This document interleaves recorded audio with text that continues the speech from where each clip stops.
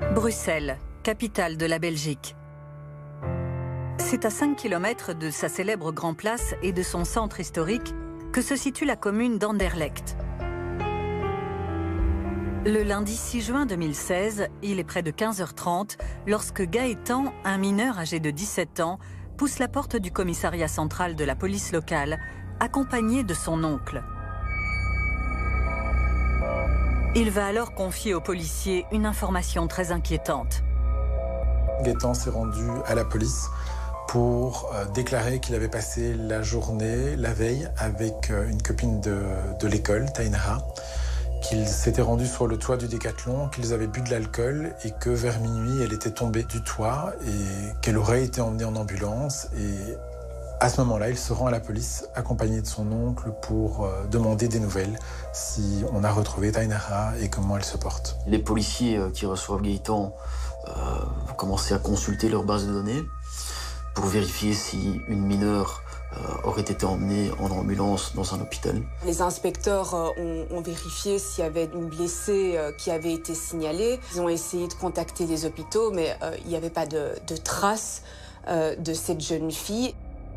Les déclarations de Gaëtan vont immédiatement être considérées comme un petit peu bizarres, puisqu'il n'y a pas de confirmation de ce qui est déclaré de sa part. Et donc c'est là que les inspecteurs ont commencé à avoir la puce à l'oreille et se dire qu'il y avait un souci. Les policiers sont perplexes. Les propos de Gaëtan leur semblent très étranges. Pourtant, l'adolescent paraît sérieux et surtout très inquiet. Alors, les policiers le questionnent davantage afin d'en savoir plus.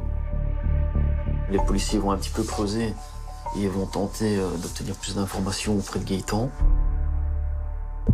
Et c'est finalement son oncle qui l'accompagne, qui va donner certaines informations et qui va expliquer que son neveu ment. Il va faire part des confidences que Gaëtan lui avait données quelques heures plus tôt. Son neveu lui a confié qu'il avait vu cette jeune fille tomber, son amie, et qu'il l'aurait laissée pour morte sur place avant de rentrer à la maison. Elle ne respirait plus, il s'est affolé, il est parti, mais qu'il n'y a pas eu d'appel d'ambulance et que vraisemblablement Tainara serait toujours sur place. Selon l'oncle de Gaëtan, Tainara serait toujours sur le parking du Décathlon et très certainement blessée. Suite à cette révélation inquiétante, les policiers pressent Gaëtan de questions. Ils veulent savoir ce qu'il s'est exactement passé la nuit précédente. Il a expliqué donc qu'ils étaient amis, qu'ils s'étaient rencontrés en soirée et qu'ils avaient décidé de passer la soirée ensemble, qu'ils avaient tous les deux décidé d'acheter de l'alcool. Il explique qu'ils se sont rendus sur le parking supérieur du Décathlon, qu'ils ont bu de l'alcool, qu'ils ont beaucoup discuté, qu'ils ont fini par s'endormir sur place. Par la suite, il se serait réveillé. Tainara ne se serait pas sentie très bien. Et il a vu Tainara qui s'était assise sur le parapet et qu'elle est partie en arrière, qu'elle a basculé, qu'il n'a pas pu la rattraper. Il explique que c'est sous l'influence de l'alcool, en état d'ébriété avancée, que Tainara s'est probablement penchée et a accidentellement chuté en perdant l'équilibre. Il est redescendu à ce moment-là du parking pour se porter à son secours.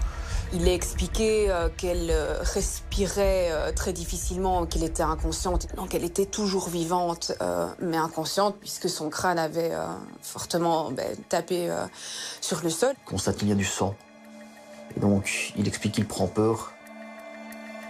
Gaëtan va expliquer qu'il est sous l'influence de l'alcool d'une part, et extrêmement choqué par ce qui vient de se passer d'autre part, et donc il ne réagit pas. Quand il voit que Tainara est inconsciente au sol, il prend la fuite et il ne se souvient de rien d'autre jusqu'à son réveil au domicile de son oncle le lendemain matin. Il évoque des trous de mémoire qui seraient liés à cette prise d'alcool fort. En fait, c'est quand il se réveille chez son oncle que Gaëtan va refaire un petit peu le fil de la soirée dans sa tête, réaliser, se souvenir de la chute de Tainara. Il constate qu'il a du sang sur les mains.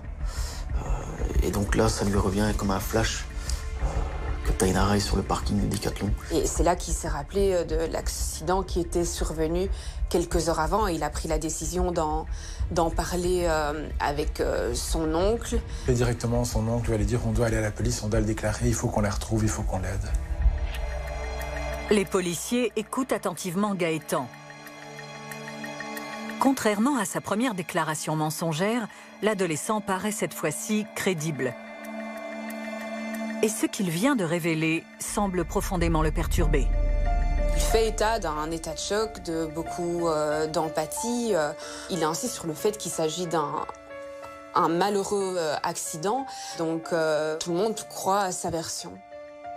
C'est un adolescent qui vient déclarer un accident suite auquel il a mal réagi, mais qui est, dans ce qu'il explique, un accident sans violence, avec une réaction maladroite d'un jeune qui prend peur et qui s'enfuit. Et qui revient le lendemain, une fois qu'il est dégrisé, pour prendre des nouvelles. Gaëtan entendu, pour les policiers, il y a maintenant urgence. Il faut retrouver Tainara, 17 ans, au plus vite. L'adolescente est encore certainement grièvement blessée autour du parking du Décathlon. Une patrouille est immédiatement envoyée sur place, accompagnée de Gaëtan. Ils partent avec Gaëtan donc dans un convoi de police. Une patrouille va se rendre sur place pour essayer de retrouver le lieu de la chute, va emmener Gaëtan pour lui demander d'aider à retrouver l'endroit où Tainara serait tombée. L'attitude de Gaëtan est tout à fait appréciée par les enquêteurs à ce moment-là, puisque c'est un jeune de 17 ans qui est tout à fait coopératif, qui essaie de les aider, qui leur explique par où ils sont arrivés, où ils ont bu et où Tainara est tombée. Alors le site est vaste et lors des premières recherches, les policiers ne trouvent aucun corps, aucune trace. Il n'y a pas de Tainara. Il n'y a pas de Tainara à l'endroit qui est décrit par Gaëtan dans son audition. Les policiers se demandent si, malgré toute la bonne foi dont Gaëtan semble faire preuve, il ne les mènerait pas encore en bateau. Alors, pour en avoir le cœur net, ils se rendent chez la famille de Tainara afin de savoir s'ils ont des nouvelles de l'adolescente. Les policiers vont tout de suite prendre contact avec la famille de Tainara. Ils vont se rendre au domicile de la maman. Et ils vont se rendre compte que plus tôt dans la journée, la maman avait déjà téléphoné au service de police pour signaler sa disparition. Et c'est comme ça qu'on va pouvoir faire matcher les déclarations de Gaëtan avec l'avis de disparition de la maman de Tainara. C'est une maman qui est très fusionnelle avec ses filles, qu'elle élève seule. Il y a une relation très particulière entre Tainara et sa maman, et donc elle s'inquiète de ne pas avoir de signe de vie de sa fille. La maman explique qu'elle a vu sa fille la veille au soir, vers 21h, où sa fille se préparait pour sortir avec des amis, comme n'importe quelle autre soirée d'adolescente. Et donc sa dernière image est de voir sa fille qui quitte la maison. Afin de comprendre qui est cette adolescente disparue dont on ne retrouve pas la trace, les policiers interrogent les proches de Tainara. Une jeune fille qui est née au Brésil, qui est arrivée durant sa tendre enfance en Belgique. Sa maman voulait lui offrir une vie meilleure que dans son pays d'origine. Sa maman qui est une dame qui est courageuse, qui travaille beaucoup. Donc Tainara, une jeunesse qui est tout à fait... en tout cas, elle était bien encadrée par sa maman, bien structurée. Elle a grandi dans l'amour de sa maman, de sa fratrie.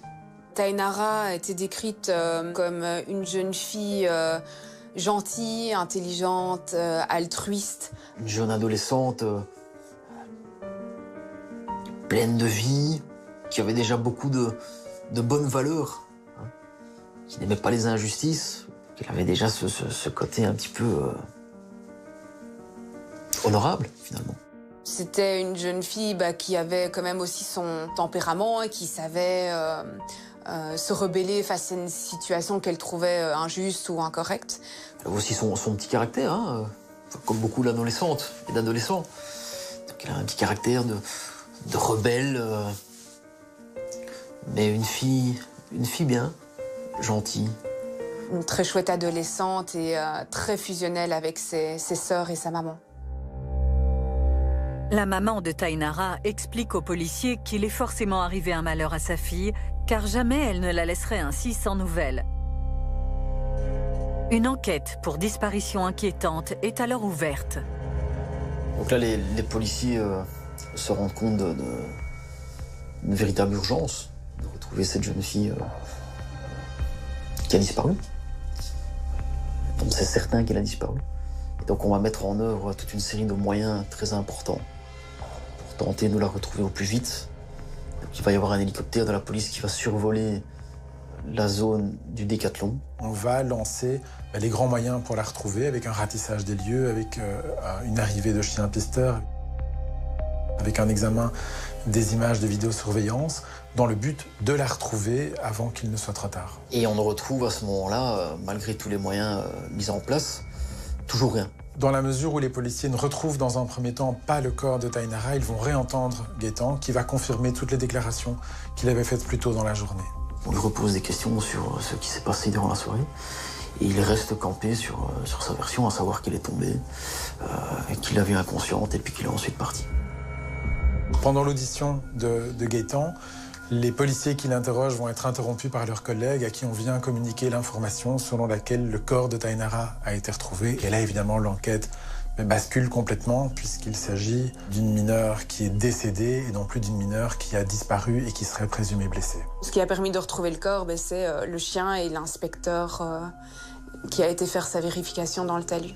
C'est pour ça qu'on ne voyait rien du tout, puisque le corps était encore caché par les herbes hautes. Ce que les policiers vont découvrir, c'est le corps de Tainara sans vie, dans un talus, dissimulé par des feuilles et de l'herbe qui a été arrachée sur place. Et elle est nue et ensanglantée. Il ne fait aucun doute qu'on est sur une scène de crime avec une tentative de dissimulation du corps. Le corps a été caché dans le but qu'on ne le retrouve pas tout de suite. Ses vêtements sont éparpillés à côté d'elle. Et surtout, elle présente de multiples lésions. Elle est disloquée puisqu'elle a fait une chute importante. Elle a le visage enflé, elle a la mâchoire démise, donc on est face à une scène d'horreur. Il y a plusieurs niveaux de parking et il faut bien s'imaginer que Tainara était tout en haut pour venir s'écraser sur la route, enfin au dernier étage. Donc c'est une chute terrible qui ne laisse quasi aucune chance à la personne qui en est victime. La chute qu'a subie Tainara est une chute d'approximativement 4 mètres, mais elle n'est pas retrouvée à l'endroit où elle serait tombée. Les traces sur son corps et l'endroit où on va découvrir le corps laissent penser qu'elle a été traînée entre l'endroit où elle est tombée et l'endroit où elle est découverte. Donc on bascule de la thèse de l'accident à la thèse de l'homicide. Pour les policiers, il ne fait aucun doute qu'ils sont face à une scène de crime. Et cette hypothèse va être confirmée par le médecin légiste qui est immédiatement dépêché sur place. Alors, le premier constat du médecin légiste va faire état d'échymoses importantes au niveau du crâne, au niveau du visage, au niveau des lèvres. Des lésions de type hématome au niveau de sa pommette droite et de sa pommette gauche, qui laisse supposer qu'elle a reçu des coups. Elle a été victime de plusieurs coups de poing dans le visage, mais on remarque aussi des marques de strangulation au cou, une strangulation qui aurait été provoquée manuellement et avec la chaîne que portait Tainara. Donc elle a la marque de sa chaîne qui est marquée dans ce cou. Et donc la première conclusion du médecin légiste, c'est de dire qu'elle est décédée suite à des manœuvres de strangulation et d'asphyxie. Et donc là, immédiatement, on comprend que les lésions ne correspondent pas à la version qui est donnée par Gaëtan, à savoir qu'elle aurait simplement chuté du muret de 4 mètres de hauteur. Les policiers ont à présent la preuve que Gaëtan a une nouvelle fois menti. Tainara n'est pas morte accidentellement. Elle a été tuée. Et donc à ce moment-là, de manière concomitante, Gaëtan, qui était entendu jusqu'alors en qualité de témoin, bascule dans la catégorie de suspect et est suspecté et mis en garde à vue du chef d'homicide. Là, les ennuis commencent. On n'est pas face à un accident. Gaëtan est clairement impliqué dans les faits. On lui explique que les constatations qui ont été faites par rapport au corps de Tainara. Et donc sa version, effectivement, ne tient plus du tout la route. Les inspecteurs lui disent, Gaëtan, ce serait peut-être temps d'être honnête et de nous dire ce qui s'est réellement passé. Gaëtan va être réinterrogé par les policiers et il va craquer et donner d'autres explications. Il garde la même version que celle qu'il a soutenue en ce qui concerne la première partie de la soirée. Donc il explique qu'ils se sont vus, qu'ils se sont donné rendez-vous, qu'ils ont pris le bus ensemble et que les choses se sont passées de manière tout à fait amicale. Ces déclarations vont être confirmées par les images de vidéosurveillance puisqu'on va les voir prendre le bus, notamment ensemble, et tout ça est convivial, se passe bien, elle n'est pas contrainte. Il va confirmer qu'ils se sont rendus ensemble sur le site du Décathlon, qu'ils se sont couchés dans l'herbe, qu'ils ont bu, qu'ils étaient tous les deux très alcoolisés et qu'ils ont fini par s'endormir sur place. Ce qui change dans la déclaration de Gaëtan, c'est qu'après s'être endormis tous les deux, il s'est réveillé parce qu'il avait froid. Il explique que Tainara s'est réveillée, qu'il ne se sentait pas bien et qu'il l'aurait porté et qu'il l'aurait assis sur le petit muret, qu'il aurait regardé dans ses poches à l'aide de ses mains s'il avait perdu certains objets. Et n'ayant plus qu'un seul bras pour tenir Tainara, il la lâche dans le vide, mais donc toujours accidentellement selon lui. C'est-à-dire, il n'aurait pas souhaité la mort de Tainara au final. On est toujours, en tout cas, dans la thèse de l'accident. C'est toujours la version de la chute accidentelle qui est soutenue par lui. Gaëtan confie aux policiers que c'est suite à cette chute, qu'il présente toujours comme accidentelle, que les choses auraient dégénéré. Après la chute de Tainara, Gaëtan explique qu'il est descendu, qu'il était complètement paniqué, qu'il ne savait pas quoi faire. Et il constate qu'elle est inconsciente, qu'il y a des traces de sang. Elle est au milieu de la route. Il a décidé de soustraire Tainara au regard des gens qui pouvaient éventuellement passer par là et il l'a traînée sur environ 5 mètres pour la déplacer de l'endroit où elle était tombée vers le talus où elle sera finalement découverte. Il expliquera de manière tout à fait étonnante que le motif du déplacement serait qu'il ne voulait pas qu'elle soit vue. Pour expliquer le fait que Tainara était nue quand on l'a découverte, Gaëtan explique qu'après l'avoir déplacée, il l'a déshabillée pour vérifier l'état de ses blessures. Il explique qu'il aurait ôté les vêtements de la victime pour vérifier qu'elle n'avait pas d'autres blessures, puisqu'il a constaté qu'elle était fortement blessée au visage. Il précise que la victime respirait difficilement, mais respirait encore, et donc elle était toujours vivante. Et Gaëtan explique que la vue du corps nu de Tainara provoque chez lui un désir. Il a envie d'avoir des rapports sexuels avec elle. Donc là, il est face à une personne qui est inanimée, qui est en train d'agoniser. Et donc il explique que pris d'un véritable désir sexuel, il va tenter durant 20, 25 minutes, 30 minutes de la pénétrer. Ça dure de nombreuses et longues minutes parce qu'il veut avoir un rapport abouti. Il veut aller jusqu'au bout. Il explique qu'il présentera certains problèmes d'érection, ce qui justifierait le temps qu'il prend pour faire finalement ce qu'il a envie de faire. C'est très long. Lui-même explique aux inspecteurs qu'à un moment, il se ravise, il a une prise de conscience en disant mot pour mot j'ai trouvé dégueulasse ce que je faisais et d'ailleurs c'est pour ça que je n'étais pas excitée. Il faut bien vous imaginer que le corps de la victime est dans un état terrible puisqu'elle s'est écrasée sur le dos. Et donc c'est un petit peu ce mauvais sentiment du chat qui aurait joué avec une souris blessée. On est dans la déshumanisation. C'est comme si on avait chosifié finalement cette jeune fille.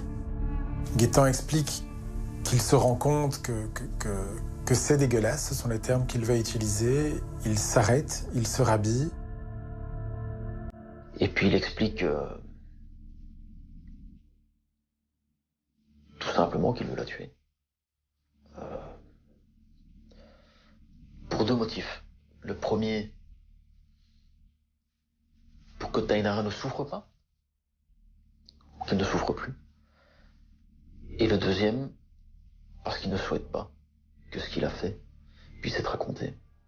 Donc il veut supprimer le seul témoin. On passe évidemment un cap important dans le dossier, puisqu'on en avait déjà passé un premier avec la découverte du corps. Et ici, on est carrément sur un homicide et des violences sexuelles. Donc on passe vraiment dans autre chose au niveau de l'enquête. En écoutant le récit glaçant que vient de leur livrer l'adolescent, les policiers sont abasourdis. D'autant que Gaëtan n'a absolument pas le profil d'un violeur et d'un meurtrier. Le fait que ce soit un mineur qui soit capable de ce genre de fait, c'est horrifiant, c'est incompréhensible, ça dépasse l'entendement. Ce sont des faits choquants, on est tous humains, ce sont des faits qu'on ne peut pas cautionner, ce sont des faits qui font peur. On est dans l'horreur la plus totale. Ouais. C'est une scène qui est horrifique, il n'y a pas de mots. Même les professionnels qui interviennent sur place, il faut le temps qu'on encaisse les informations et qu'on arrive à se mettre, si on peut dire, à la place de Gaëtan, qui a priori n'est qu'un jeune, qui semblait normal, en tout cas rien n'avait été signalé d'inquiétant jusqu'à maintenant. Au niveau judiciaire, Gaëtan est inconnu. Il n'a pas de casier judiciaire, il n'est pas connu des services de police. Donc c'est un jeune homme, un adolescent lambda. D'ailleurs, lorsque ses avocats, maître Charlotte Purnode et Rohan Van Voren, le rencontrent pour la première fois, ils sont frappés par le physique de leur jeune client.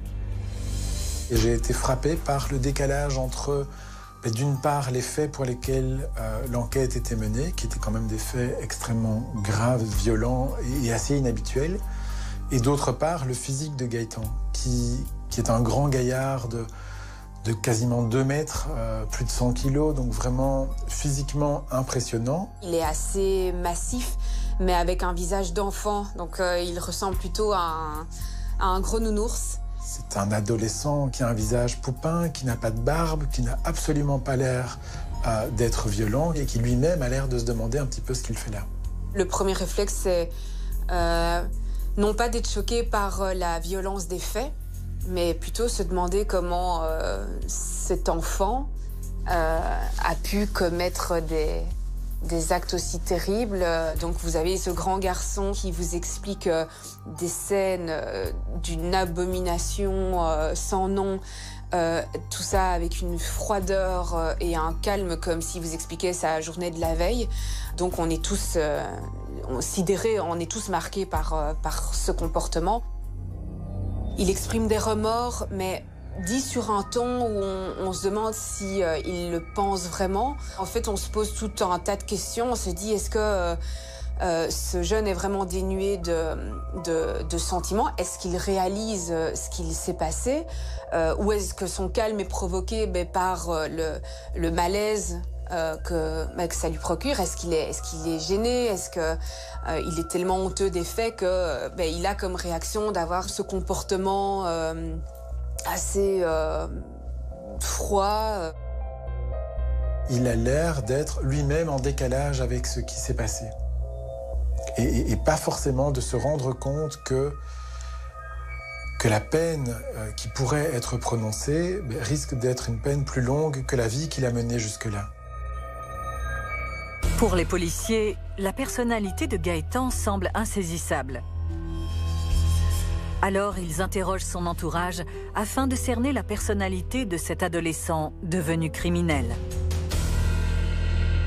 Gaëtan était un adolescent qui avait une vie sociale normale. Il avait des copains, il avait des amis, il a eu des petites amies, il aimait les jeux vidéo, il aimait sortir, faire la fête. C'était pas du tout un adolescent reclus sur lui-même et complètement asocial. Donc il a vraiment une vie sociale normale. Tout le monde va le désigner comme étant quelqu'un de gentil, de serviable. Ce qui revient le plus, c'est mou. C'est quelqu'un qui est penaud, quoi. Il est gentil, il est calme, il est souriant, il est serviable. La plupart des gens le décrivaient comme un jeune très bien. Et ce qui sera intéressant quand on lui demandera de désigner des personnes qui peuvent être entendues comme témoins de moralité, c'est que Gaëtan finalement ne va désigner personne en indiquant « je ne vois pas qui voudrait venir dire du bien de moi », parce qu'il considère que les faits qu'il a commis ne justifient plus qu'on vienne dire du bien de lui. Il est vraiment dans cette logique de ne pas se chercher d'excuses et presque de tendre le bâton pour se faire battre. Face aux policiers, Gaëtan ne tente pas de minimiser son geste terrible. Au contraire, il affirme et répète aux enquêteurs qu'il appréciait beaucoup Tainara. Gaëtan va présenter Tainara comme étant une fille qu'il a connue à l'école, qui était gentille. C'était des copains d'école. Gaëtan l'a décrit comme étant une fille avec qui il a très vite sympathisé, il l'a considérée comme une amie. Une relation tout à fait amicale, où on s'entendait bien, où on rigolait. Il ne va absolument pas la dépeindre comme quelqu'un qui aurait des défauts. Il ne va pas du tout chercher à la salir.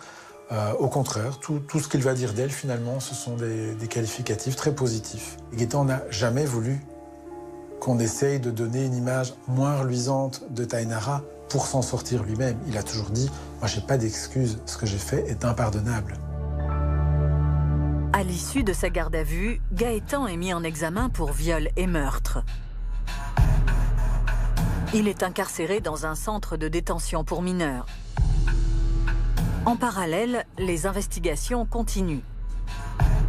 Et après 2 mois d'enquête, en septembre 2016, les policiers ont la certitude qu'une fois encore, Gaëtan ne leur a pas dit toute la vérité.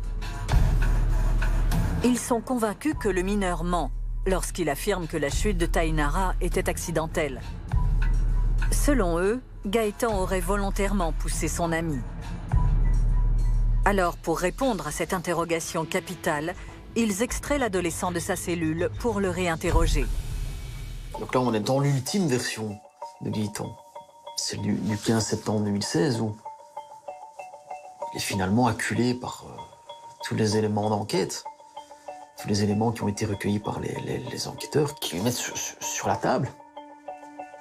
Et donc là, il va expliquer. Il devient plus précis et là, on prend l'ampleur de l'horreur de la situation. Donc il précise que la première séquence des faits ne change pas. Donc ils sont arrivés de commun accord sur le parking Decathlon. Ils sont arrivés en amis, ils ont décidé de boire tous les deux de l'alcool fort. Gaëtan va modifier ses déclarations et va préciser que quand ils étaient sur le parking supérieur, ils se sont embrassés avec Tainara, qui était d'accord, qu'il a voulu aller plus loin. Puis Tainara très vite a dit à Gaëtan qu'elle ne voulait pas aller plus loin. Et elle lui aurait dit allez, je te fais un dernier bisou. Donc Gaëtan n'aurait pas forcé à ce moment-là. Et ils se sont endormis tous les deux. Et Gaëtan va expliquer dans ses nouvelles déclarations que quand il s'est réveillé parce qu'il avait froid, il s'est souvenu de cette frustration. Il se réveille. Il se rappelle qu'avant de s'endormir, il avait envie d'elle. Il s'est rappelé qu'elle lui avait dit non. Ça l'a mis en colère. Et donc là, dans son énervement, dans sa colère, elle dort encore. Il va la soulever pour la mettre sur le muret. Et puis là, il explique tout simplement qu'il la pousse. Il a soulevé Tainara dans le but précis de la faire tomber et qu'elle soit inconsciente pour pouvoir abuser d'elle. Je voulais qu'elle soit inconsciente pour pouvoir lui faire l'amour. Ouais, il le déclare. Il veut faire ce qu'il veut, ce qu'il a envie. Et c'est lui qui décide. Donc, on n'est plus du tout dans la thèse de la chute accidentelle. Là, il admet l'avoir volontairement poussée. Tainara tombe et s'écrase plusieurs mètres plus bas. Gaëtan emprunte la rame pour descendre au niveau du corps, pour voir dans quel état il est. Il constate que Elle est inconsciente, elle respire difficilement, elle est toujours en vie, mais elle est inconsciente. Elle est déjà dans un état qui est dramatique. Elle est déjà abîmée. Fortement abîmée. Là, il dit que très clairement, il a tenté immédiatement d'avoir des relations avec elle. Il a tenté de la violer. Il explique qu'il a procédé à des attouchements aussi sur tout le corps de la victime. Il explique des détails qui sont absolument terrifiants. C'est presque inhumain. C'est l'horreur. Il était très énervé parce qu'il n'arrivait pas à faire ce qu'il avait envie de faire. Et c'est pour ça qu'il l'a tué. Ce n'est même pas, à mon sens, par peur d'être pris, par peur qu'elle aille dénoncer ce qu'il a fait. C'est tout simplement parce qu'il n'y est pas arrivé. Parce qu'il est frustré, il est en colère contre elle. Il est en colère contre lui-même. Et donc il la bat à mort.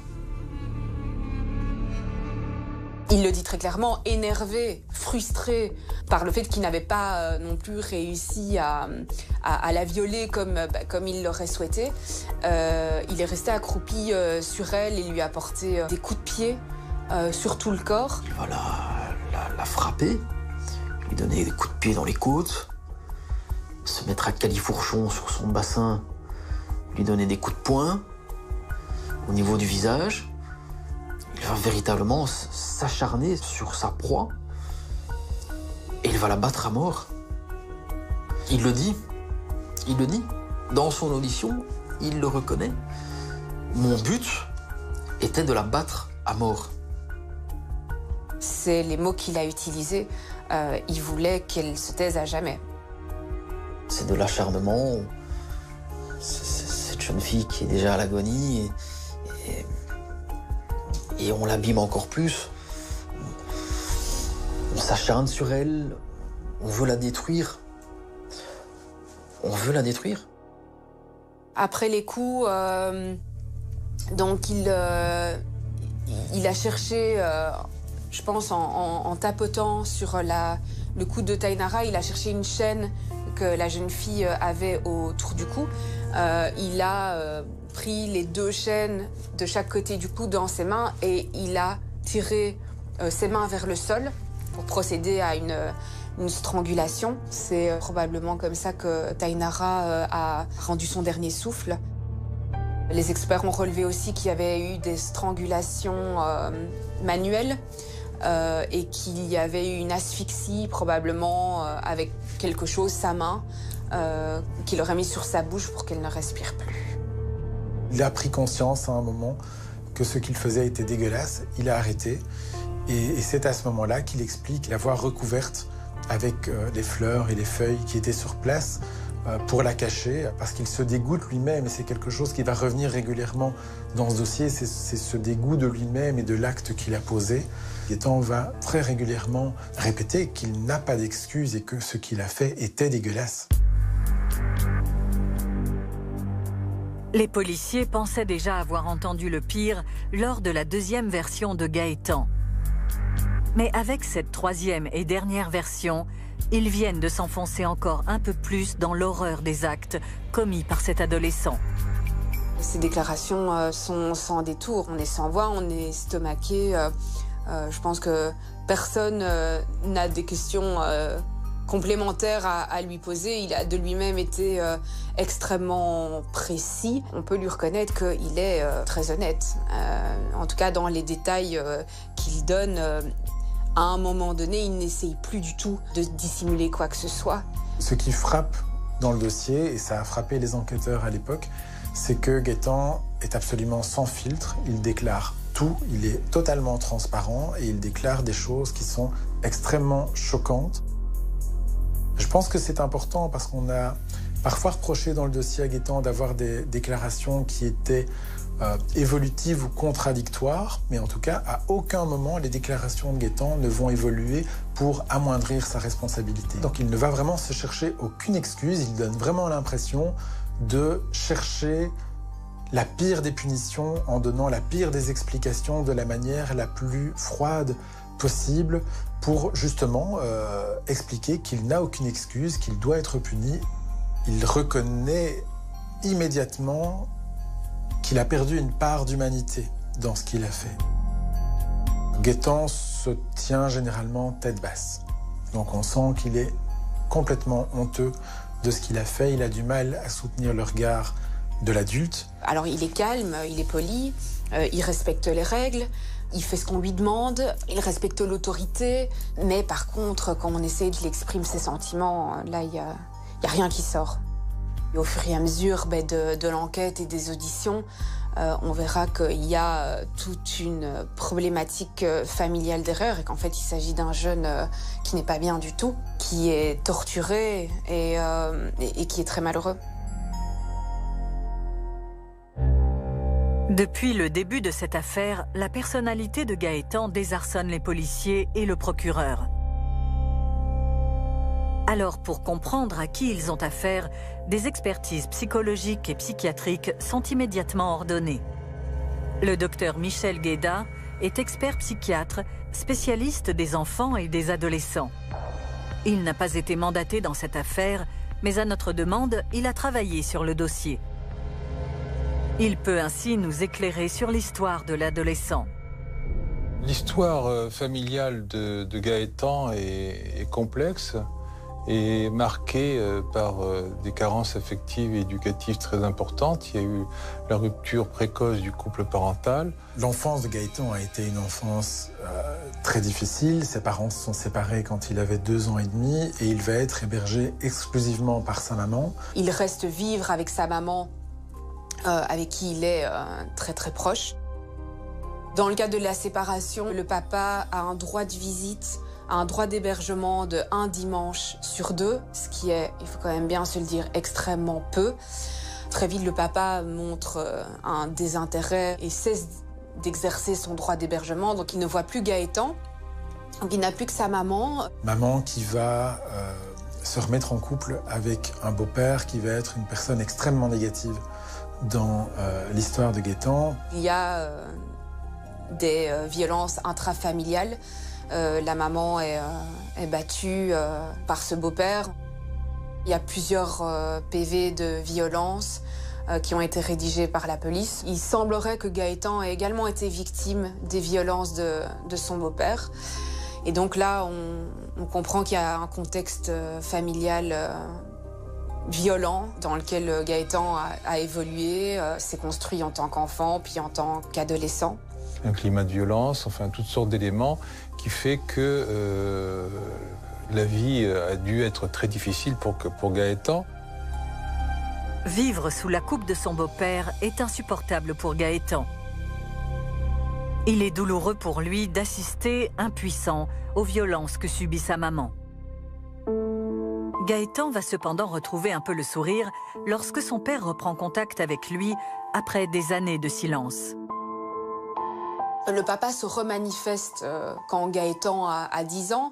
L'hébergement secondaire reprend et le papa apparemment s'y tient cette fois-ci. Donc il voit Gaëtan régulièrement. Et puis vers 14 ans, Gaëtan appelle son papa en lui disant cette fois-ci je n'en peux vraiment plus de vivre avec maman et de vivre avec le beau-père dans cette ambiance de violence et d'alcool. Parce que le beau-père boit apparemment beaucoup. Et Gaëtan lui dit « Est-ce que je peux venir habiter chez toi ?» Et le papa accepte. Donc Gaëtan part habiter chez son papa. Et moins d'1 an plus tard, alors qu'il vit chez son papa, Gaëtan va être confronté au décès de sa maman, qui est décédée à 34 ans. Il semblerait, d'après ce qu'on a compris de la famille, qu'elle était en pleine séparation de ce beau-père toxique, mais qu'elle le vivait assez mal. Elle ne mangeait plus, elle ne se nourrissait plus, elle était très faible et elle buvait beaucoup. On a vraiment une situation pour cette femme qui était extrêmement difficile et elle en est décédée. Et Gaëtan a donc perdu sa maman qui était encore très jeune et avec qui lui espérait évidemment reprendre une vie la plus harmonieuse possible dès qu'elle aurait pu rebondir loin de ce beau-père qu'elle venait de quitter.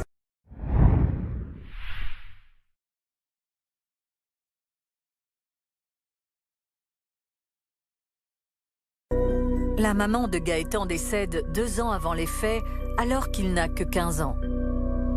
Pour lui, c'est un véritable drame. D'autant que la vie chez son père ne se passe pas bien. La cohabitation de Gaëtan avec son papa ne va pas être facile, ils se connaissent peu et il est en plus complètement fragilisé par le décès de sa maman. Il va finalement quitter le domicile de son papa pour aller vivre dans la famille maternelle. Donc il a été habité chez le grand-père et puis il a été hébergé aussi par ses oncles, donc les frères de la maman. Ça a été quand même, on pourrait dire presque une errance entre différents membres de la famille qui ont accepté de le prendre en charge.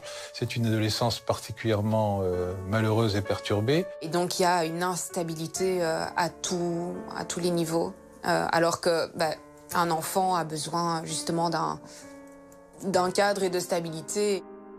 La personnalité de Gaëtan est vraiment forgée sur le décès de sa maman, par le choc que ça a provoqué chez lui. C'est terrible parce qu'ils ont été très fusionnels et parce qu'après ça, il n'a plus de repères maternels. Le décès de sa mère a été source d'une grande souffrance pour le sujet.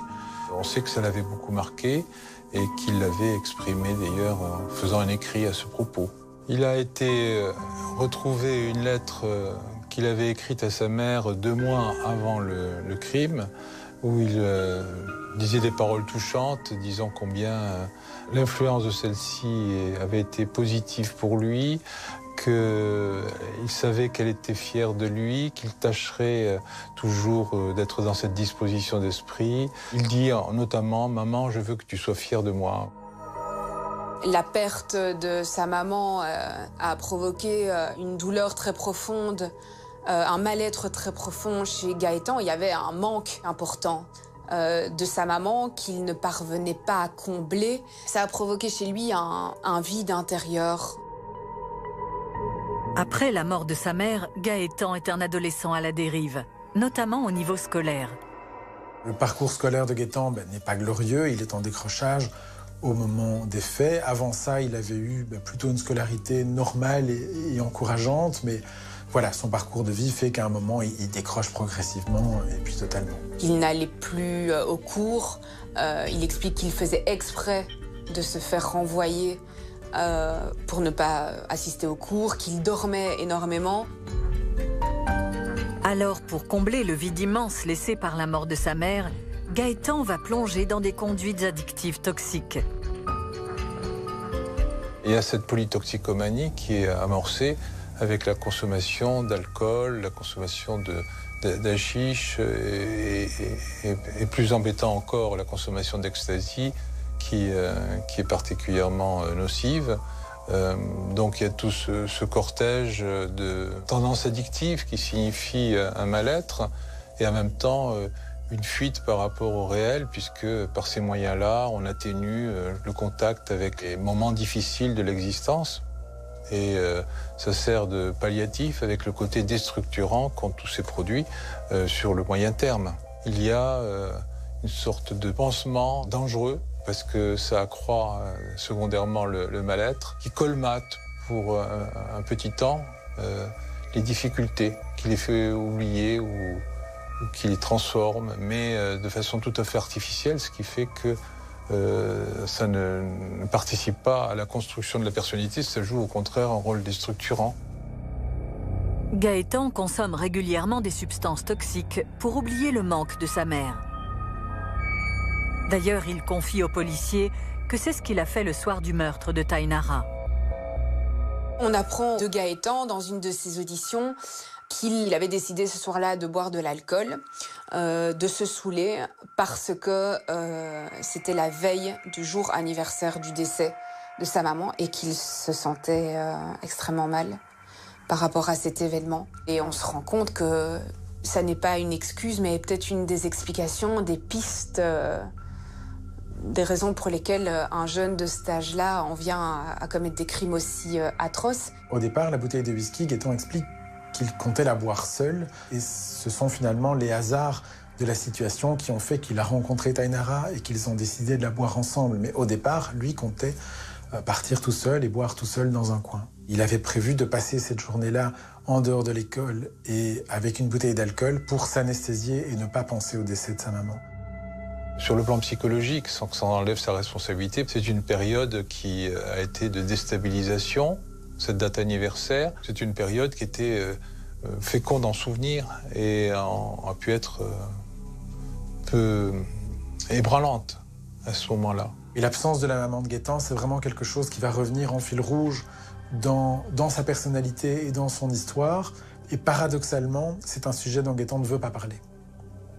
Que ce soit dans le cadre de la préparation de sa défense ou dans le cadre de ses auditions, Gaëtan ne veut pas en parler. Alors il ne veut pas en parler, à mon avis, par pudeur, parce qu'il a du mal à parler de ses sentiments. Il ne veut pas en parler parce qu'il ne veut pas se trouver des excuses. Et en refusant de se chercher des excuses, je pense qu'il ne veut surtout pas se trouver cette excuse-là. Et il ne veut surtout pas trouver une raison de capitaliser finalement le décès de sa maman. Et donc, la chose la plus dramatique dans son histoire, qui peut peut-être comprendre le parcours de vie difficile qu'il a eu, c'est le sujet dont il ne veut pas parler. La consommation d'alcool et de drogue n'est pas la seule conduite nocive de Gaëtan. Il consultait de façon régulière des sites à caractère sexuel, de façon importante et répétée. Et ça a pu avoir un lien avec les actes qui lui sont reprochés parce qu'il a pris l'habitude d'une sexualité qu'on contrôle, qu'on maîtrise au niveau du pouvoir sur l'autre et où on le plie à ses volontés finalement. Parce que dans la consultation de ces sites, on fait ce qu'on veut. On arrête sur image, on en change, on zappe, etc. Et on impose à son imaginaire la scène qu'on souhaite. Et puis il y a le fait que la victime était quasiment mourante. Au moment où il a voulu imposer les relations, c'était presque de la nécrophilie, dans un sens, puisqu'elle était mourante. Donc il y a quelque chose qui est de la prise de possession d'un corps qui est plus qu'une chose, avec lequel on entre en relation, sans qu'il y ait cette interaction qu'il y a normalement dans la relation affectivo-sexuelle, où il y a l'affect aussi qui s'investit, où il y a une relation de don de l'un par rapport à l'autre et de réciprocité et d'interaction. Le corps n'est qu'un corps, un corps inerte. Il y a, sur le plan psychologique, une volonté de puissance par rapport à ce corps inerte. Les experts psychologues et psychiatres ont noté que Gaëtan avait un rapport à la sexualité complexe. Et selon eux, la source de ce problème pourrait se trouver dans un autre drame qu'il a vécu alors qu'il était enfant.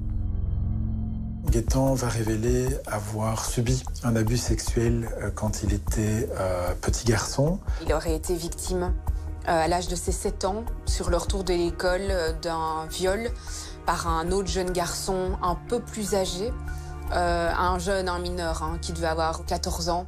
Et les policiers vont au départ donner l'impression de ne pas le croire en se disant oui, c'est un petit peu l'excuse facile quand on a commis soi-même des faits de violence sexuelle de dire qu'on a été victime.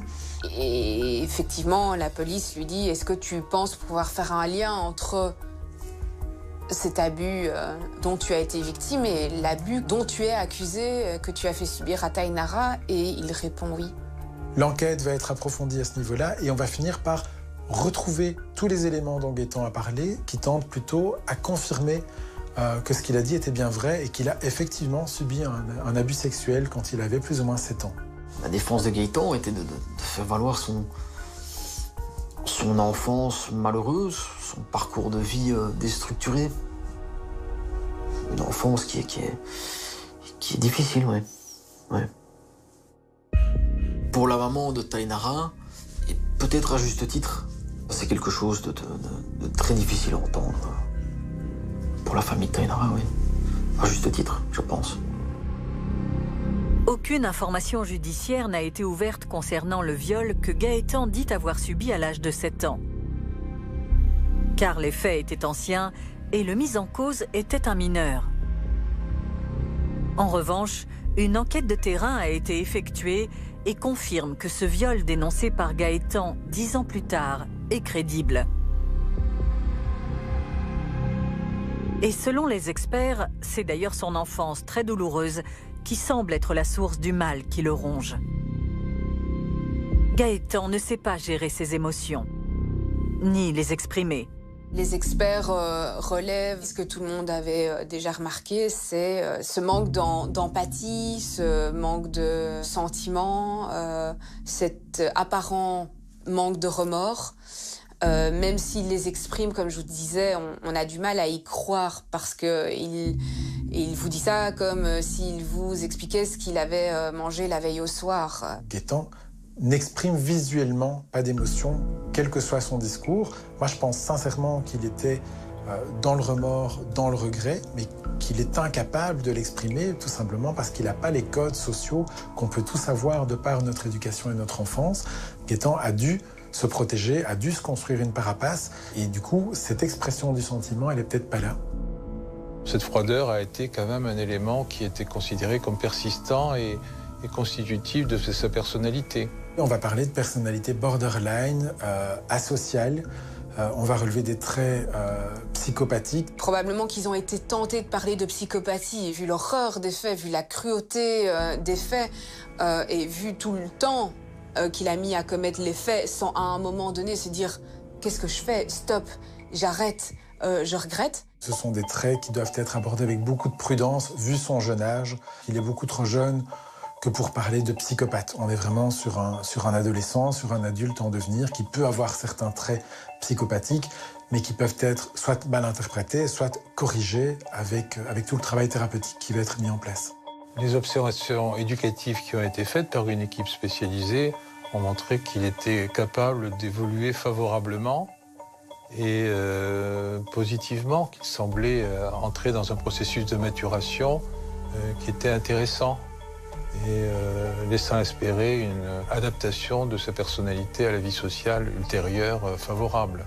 Donc, semblant démontrer qu'il n'était pas en réalité un réel psychopathe, parce que là, le pronostic est au contraire très péjoratif. À la fin de leur rapport, les experts psychologues et psychiatres concluent qu'au moment du passage à l'acte, Gaëtan a agi en toute conscience. Les différentes expertises qu'il y a eu n'ont pas retrouvé de pathologie, de trouble mental aliénant, c'est-à-dire faisant perdre le discernement. Au moment des faits, son libre arbitre n'est en rien aboli par une quelconque maladie mentale. Donc c'est quelqu'un qui est tout à fait capable de ses actes et qui est conscient de ses agissements. Donc là, on n'a pas retenu une abolition du discernement parce qu'il n'y avait pas de pathologie mentale lourde constituée qui pouvait empêcher une certaine lucidité par rapport à la gravité de ce qu'il avait fait.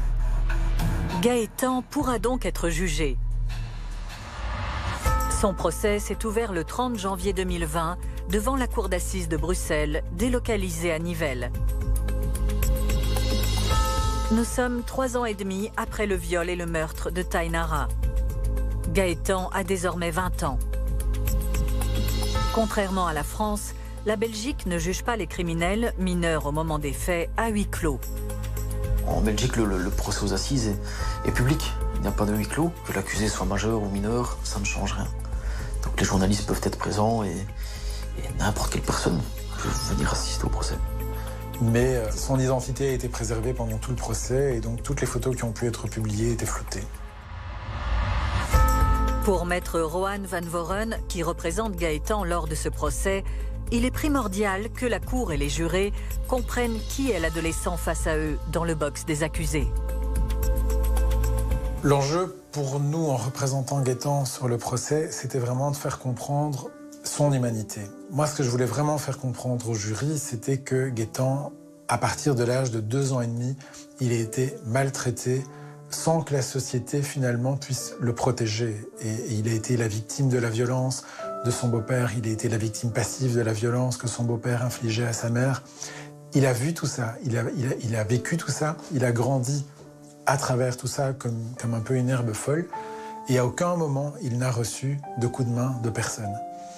Et c'est vraiment ce que je voulais faire comprendre, c'est que les faits tout aussi innommables, tout aussi graves qu'ils puissent être, ce que Gaëtan lui-même reconnaît, ces faits n'auraient probablement jamais été commis par un jeune de bonne famille qui a reçu les codes, qui a reçu la bonne éducation, qui a reçu de l'aide, qui a été suivi. Et ça, pour moi, c'était quelque chose d'important. C'était qu'on considère que les faits sont extrêmement graves, mais n'auraient peut-être pas été commis dans un autre contexte, et en tout cas ne résumaient pas Gaëtan à uniquement les faits. Gaëtan n'était pas un monstre, que Gaëtan n'était pas foncièrement mauvais, que Gaëtan avait commis les faits les plus noirs et les plus graves qu'on peut commettre, mais qu'on ne pouvait pas le résumer à ça. Pour Gaëtan, l'enjeu est de taille. Il encourt jusqu'à 30 ans de réclusion criminelle. Gaëtan est stressé. Au plus on approche du procès, au plus il va vraiment ressentir ce stress et cette réalité de la peine qui va tomber, peine qui risque et qui sera sans doute plus longue que la vie qu'il a menée jusque-là. Mais en même temps, il suit beaucoup parce que à partir du jour 1, la position de Gaëtan, c'est de dire « mais j'ai aucune excuse.